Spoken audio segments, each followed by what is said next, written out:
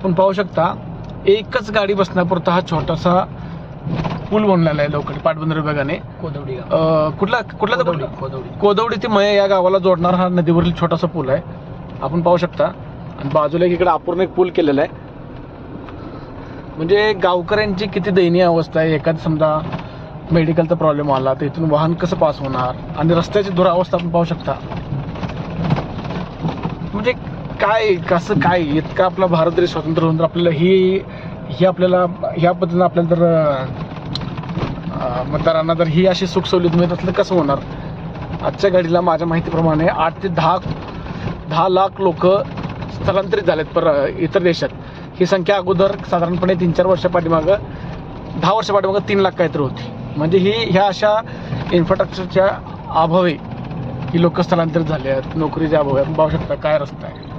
Signal रोडचा आहे जो एकच गाडी बसते समोरून येणारे वगैरे.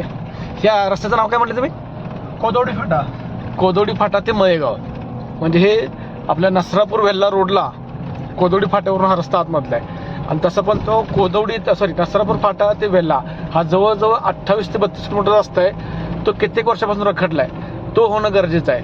जो राष्ट्रीय महामार्गामध्ये तो मोडतो मग तो अजून झालेला नाही. म्हणजे जिथं गरज आहे तिथं शासन लक्ष देत नाही. जिथं गरज नाही तिथं डबल टिबल रस्ता करत चालला आहे. झाड तोडत चालले आहेत. ही अशी कामं आहे शासनाची. पर्यटन